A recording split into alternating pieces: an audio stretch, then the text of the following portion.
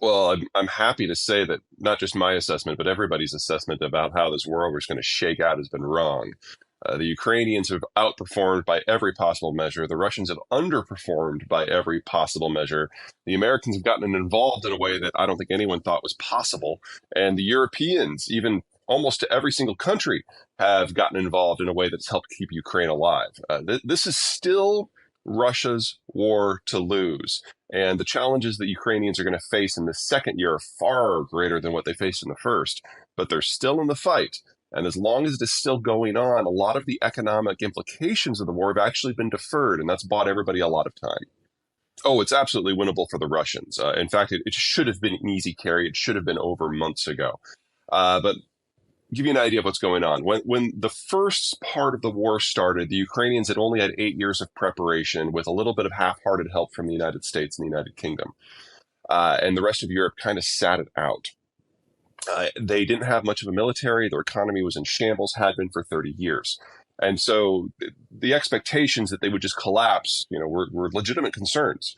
On the Russian side, you've got the second largest land army in the world, the third largest air force in the world, and more artillery than God.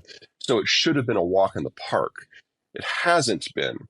But now that we're in the second year and it's no longer the David Goliath situation, we have a fundamentally different battlefront shaping up. On the Ukrainian side, they're getting more and more equipment from the West that's more and more advanced. And by the time we get to May, which is when they're going to be able to really get at each other once the ground firms up, the Ukrainians will have 60,000 new troops who have been trained across NATO countries coming in with a lot of the newer gear. And it's going to be a very mobile force trained to Western standards. It's going to be completely different from anything the former Soviet Union has ever seen. But the Russians are going to be into their second mobilization. When they started the war, there were 100,000 Russians in Ukraine. Now there's closer to 250,000. And by the time we get to May, it's probably going to be closer to 600,000. So for every tank the West has donated to Ukraine, the Russians are bellying up with an extra 5,000 troops. This is going to be a very, very different conflict. Everything you've identified is true. I mean, these soldiers are going to be badly equipped, badly led, with low morale and horrible logistics behind them, but there's still more than 500,000 of them. So as Stalin was fond of saying, quantity is a quality all its own.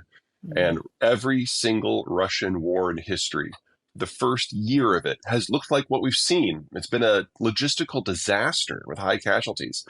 And then in the second year, they rally to the cause and they throw bodies at the problem until it goes away. And in about half of their wars, that works just fine. Privation is a Russian national pastime. So something like an economic recession or depression, which we really have not seen yet in Russia, is not going to slow them down at all. They have 70 years of Soviet legacy to burn through, 50 years of Soviet legacy to burn through. And yes, they're burning through it at a fast rate, but they've only recently really started to spin up their industrial complex, military industrial complex, excuse me. So I don't think they're going to run out anytime soon. They discovered that the equipment that they were buying for the North Koreans wasn't all that, because, artillery shells after a couple of decades kind of degrade, and the North Koreans were giving them the really old stuff. So that's probably tapped out. In the case of Iran, Iran is not capable of mass production of their suicide drones. So the discussion now is to build a facility within Russia that can mass manufacture Iranian technology, which is just hilarious to say that out loud. But that's where we are. The big question is China. Now, in a sane universe where China is interested in its national and economic survival and success, the Chinese wouldn't even consider this. But that's not the world we're in. Chairman Xi has so purged the Chinese system of anyone who's capable of conscious thought that it is now just him. And in a cult of personality governing system, all it takes is some dumbass bureaucrat to think that doing this will stick it to the United States' eye, and so that is what the great leader wants, and to send a few cargoes of weapons.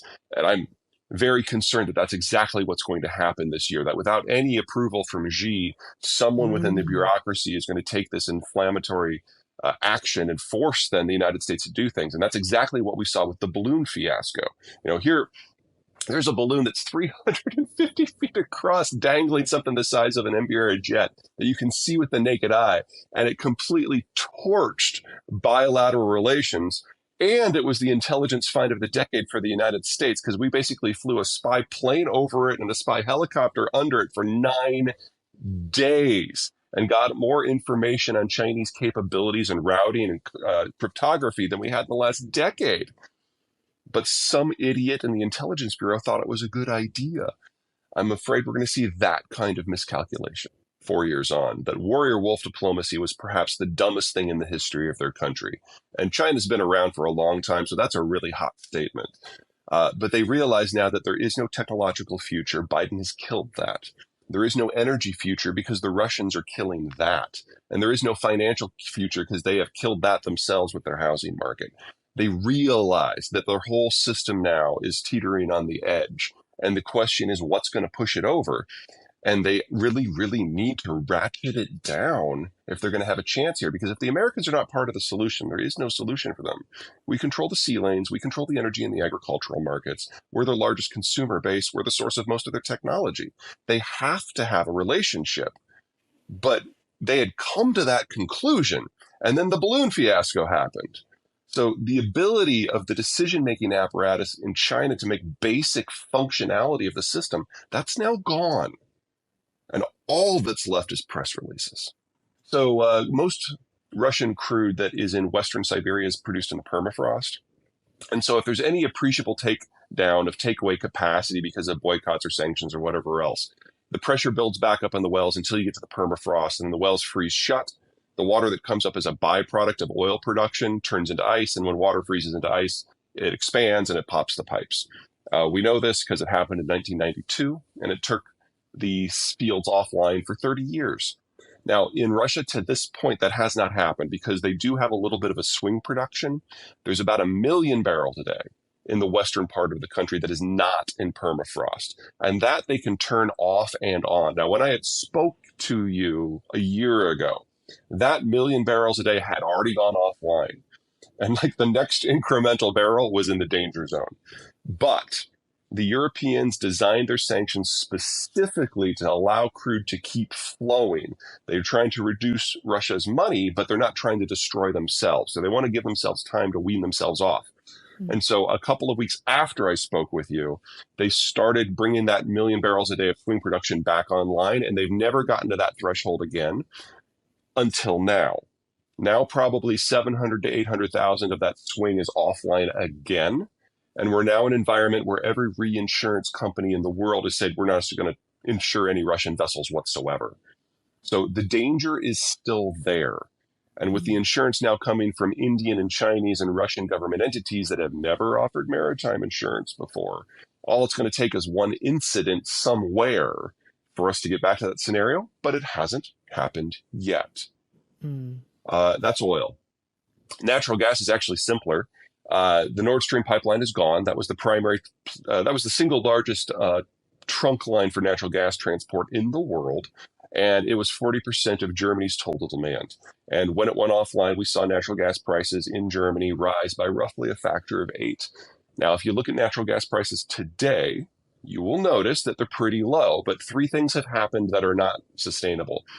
Number one, temperatures in Europe have been 30 degrees above average for almost 8 weeks, historically unprecedented.